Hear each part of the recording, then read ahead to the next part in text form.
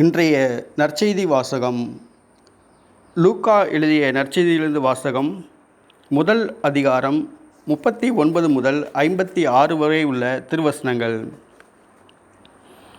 மரியா எலிசபெத்தை சந்தித்தல். மரியா புறப்பட்டு யூதேயா மலைநாட்டில் உள்ள ஓர் ஊருக்கு விரைந்து சென்றார். அவர் செக்கரியாவின் வீட்டை அடைந்து எலிசபெத்தை வாழ்த்தினார். மரியாவின் வாழ்த்தை எலிசபெத் கேட்டபொழுது அவர் வயிற்றிலிருந்த குழந்தை மகிழ்ச்சியால் துள்ளிற்று. எலிசபெத் தூய ஆவியால் முற்றிலும் ஆட்கொள்ளப்பட்டார். அப்போது அவர் உரத்த குரலில், பெண்களுக்குள் நீர் ஆசி பெற்றவர், உம் வயிற்றில் வரும் குழந்தையும் ஆசி பெற்றதே. என் ஆண்டவரின் தாய் என்னிடம் வர நான் யார்? உம் வாழ்த்துரை என் காதில் விழுந்ததும் என் வயிற்றினுள்ளே குழந்தை பேர்வகையால் துள்ளிற்று. ஆண்டவர் உமக்கு சொன்னவை நிறைவேறும் என்று நம்பிய நீர் பேறு பெற்றவர் என்றார். அதை கேட்ட மரியா பின்வருமாறு கூறினார்: ஆண்டவரை எனது உள்ளம் போற்றி பெருமைப்படுத்துகின்றது. என் மீட்பராம் கடவுளை நினைத்து எனது மனம் பேருவகை கொள்கின்றது.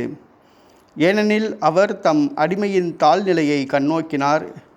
இது முதல் எல்லா தலைமுறையினரும் என்னை பேறு பெற்றவர் என்பர். ஏனெனில் வல்லவராம் கடவுள் எனக்கு அரும்பெரும் செயல்கள் செய்துள்ளார். தூயவர் என்பதே அவரது பெயர். அவருக்கு அஞ்சி நடப்போருக்கு தலைமுறை தலைமுறையாய் அவர் இரக்கம் காட்டி வருகிறார். அவர் தம் தோள் வலிமையை காட்டியுள்ளார். உள்ளத்தில் செருக்குடன் சிந்திப்போரை சிதறடித்து வருகிறார். வலியோரை அரியணையின்று தூக்கி எறிந்துள்ளார். தாழ்நிலையில் இருப்போரை உயர்த்துகிறார். பசித்தோரை நலன்களால் நிரப்பியுள்ளார். செல்வரை வெறுங்கையராய் அனுப்பிவிடுகின்றார்.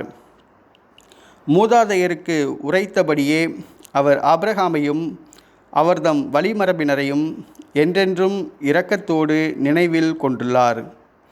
தம் ஊழியராகிய இஸ்ரேலுக்கு துணையாக இருந்து வருகிறார். மரியா ஏறக்குறைய 3 மாதம் எலிசபெத்தோடு தங்கியிருந்த பின்பு தம் வீடு திரும்பினார். இது ஆண்டவரின் அருள்வாக்கு. இறைவா, உமக்கு நன்றி.